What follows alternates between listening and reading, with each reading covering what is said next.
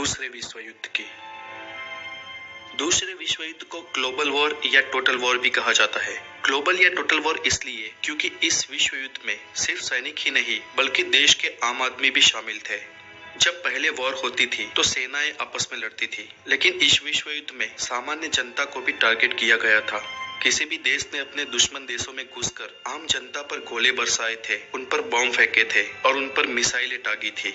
इसलिए इस विश्व युद्ध में कोई भी इंसान ऐसा नहीं था जिस पर जान का खतरा ना हो। इसी कारण इसे टोटल वॉर या ग्लोबल वॉर भी कहा जाता है। ये युद्ध 1939 से लेकर 1945 तक चला था और इस युद्ध में दो मेन पावर थे। एक था एक्सिस पावर, जिसमें Germany, Italy, Japan, Hungary, Romania और बुल्गारिया जैसे देश शामिल थे, जबकि दूसरी तरफ एलियंस पावर के नेशन थे, जिसमें US, Britain, France, USSR, Australia, Brazil, Canada, China, Denmark, Greece, Netherland, New Zealand, Norway, Poland जैसे देश शामिल थे। यहाँ पर याद रहे कि इटली पहले विश्व युद्ध में एलियंस पावर में था, जबकि वह दूसरे विश्व युद्ध में एक्सिस पावर में शामिल हो गया था।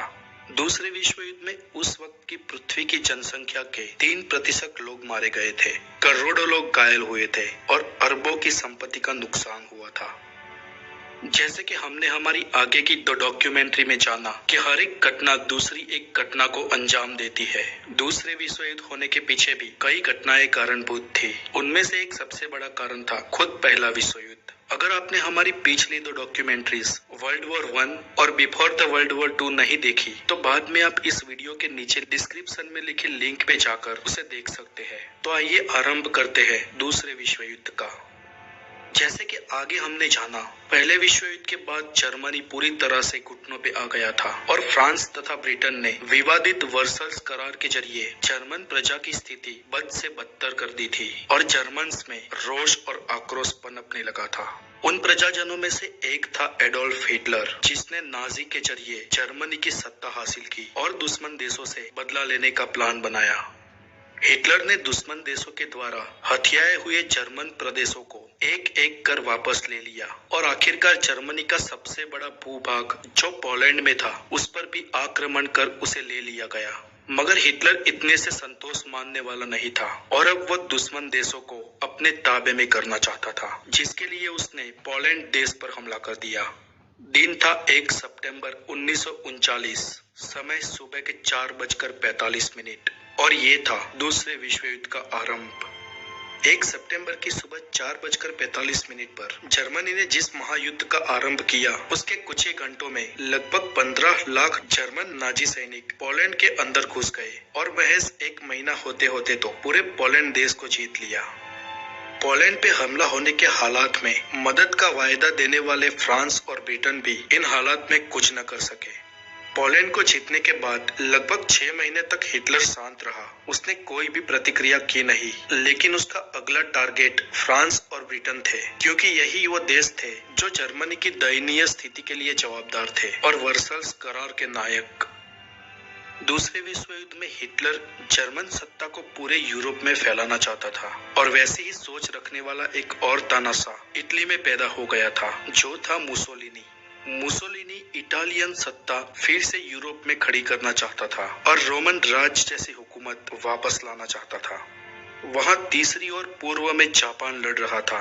जापान एशिया में अपनी हुकूमत बनाना चाहता था और पूर्व तथा दक्षिण एशिया के देशों को जीतकर उन पर अपनी हुकूमत कायम करना चाहता था। तो इस तरह साम्राज्यवादी नीतियों को ध्यान में रख ये 3 देश विश्व युद्ध लड़ रहे थे। अब हिटलर बहुत ज्यादा ही महत्वाकांक्षी बन चुका था। वो सभी देशों पर जर्मन राज लाना चाहता था।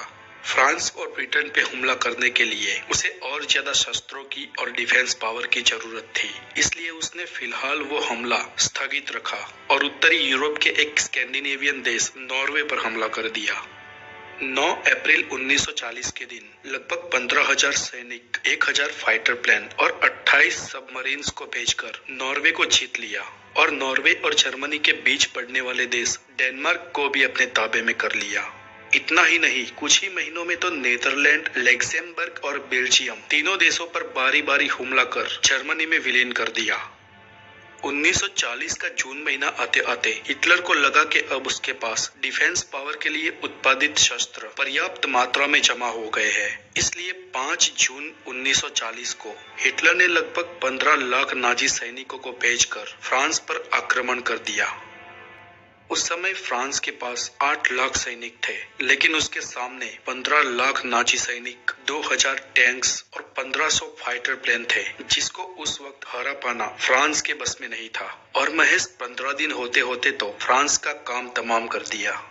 फ्रांस और ब्रिटेन ने मिलकर जर्मनी को नीचा दिखाने में कोई कसर नहीं छोड़ी थी। वो दिन आज भी हिटलर भूला नहीं था। यहाँ पर इतिहास ने अपने आप को फिर दोहराया। हिटलर ने फ्रांस के वही कैंपिंग के जंगल में वही ट्रेन बुलवाई जिसमें लगभग 21 साल पहले फ्रांस और ब्रिटेन ने जर्मन सरकार से शरणागति पत्र पर दस्तखत करवाए थे। हिटलर ने आज इतने सालों बाद फिर से कैंपिंग के जंगलों में ट्रेन में बैठकर फ्रांस को शरणागति पत्र पर दस्तखत करवाए। अब स्थिति ये थी कि जर्मन सेना लगभग पूरे यूरोप को अपने ताबे में ले चुकी थी। बस अब सिर्फ एक ही देश बाकी था जो उनके सामने झुका नहीं था। वो था द ग्रेट ब्रिटेन।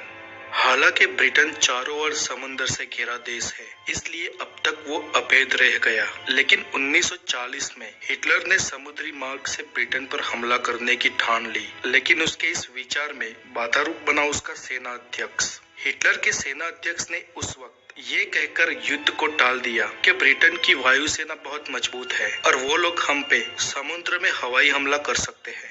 इसलिए हिटलर ने कुछ समय प्रतीक्षा की और अपनी वायुसेना को और मजबूत बना लिया, ताकि जब वो ब्रिटेन पर हमला करे तो जर्मन वायुसेना उस पर काउंटर अटैक कर सके।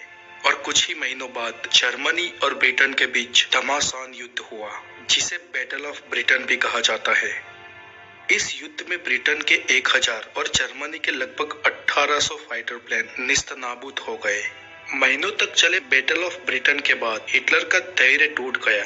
हालांकि आधे से ज्यादा यूरोप पर जर्मनी की हुकूमत थी और कुछ समय और हिटलर ये युद्ध जारी रखता तो ब्रिटेन को आज नहीं तो कल हारना ही पड़ता।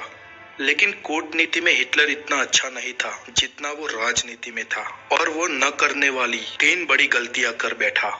उसकी सबसे बड़ी एक भूल तो ये थी कि उसने ब्रिटेन के साथ युद्ध को स्थगित कर दिया और ब्रिटेन को बाद में हराने की सोचने के बाद वो फिलहाल यूरोप के अन्य देशों पर हुकूमत करने की सोचने लगा। हिटलर की दूसरी और सबसे बड़ी अक्षम्य गलती ये थी कि उसने रशिया के साथ बिना कोई कारण ही युद्ध छेड़ दिया। रशिया के साथ युद्ध करने के लिए हिटलर ने 30 लाख सैनिक, 7000 टैंक्स और 4000 फाइटर प्लेन रवाना किए। उस समय जर्मन नाजी सैनिकों ने रशिया में घुस की, लेकिन बाद में वो रशियन सैनिकों के सामने और रशिया के ठंड मौसम के सामने नहीं टिक पाए और लगभग 9 लाख नाजी सैनिक मारे गए। और रशियन सैनिक जर्मन नाजी सैनिकों को खदेड़ते हुए जर्मनी की बॉर्डर तक आ गए।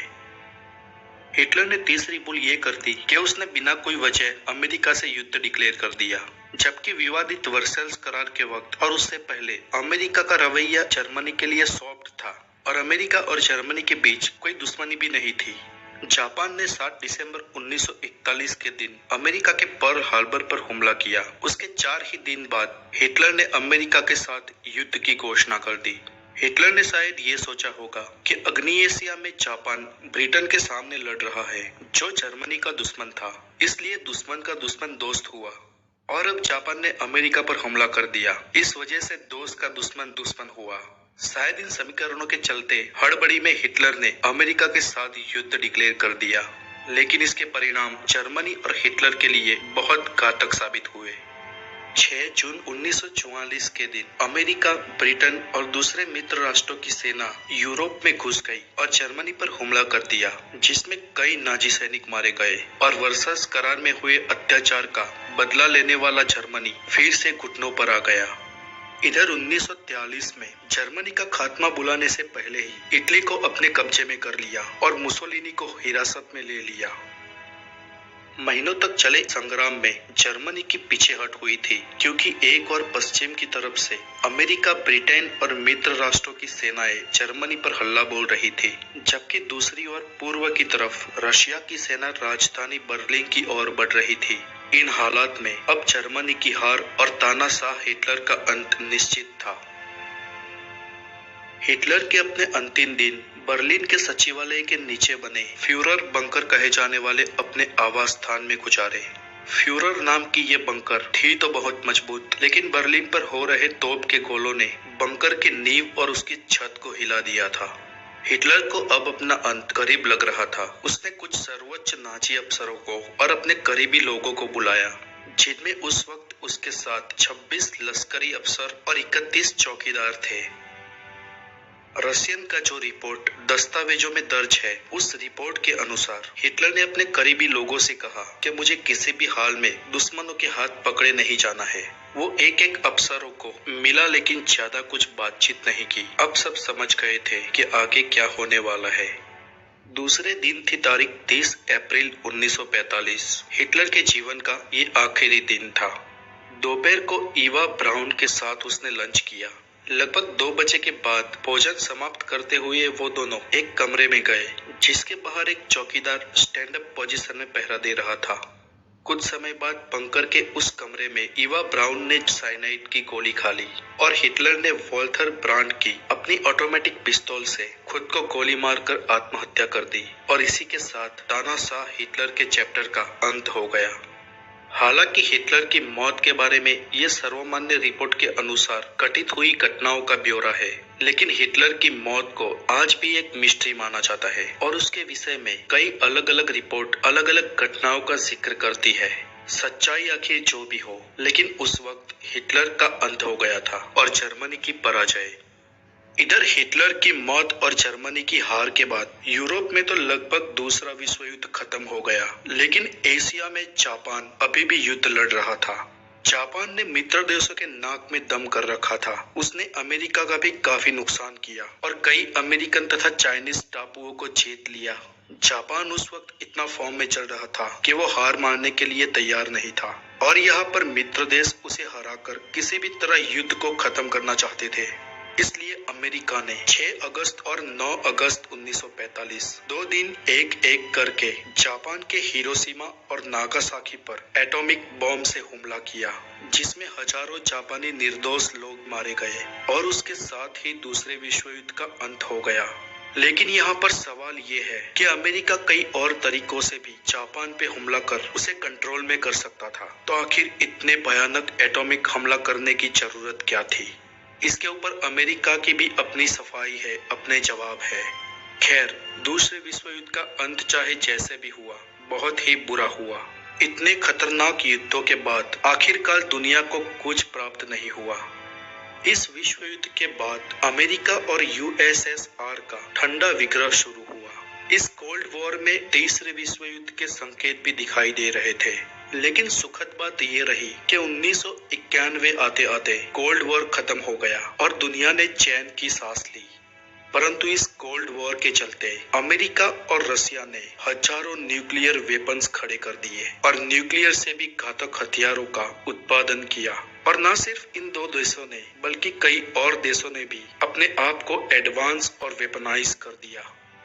आगे हम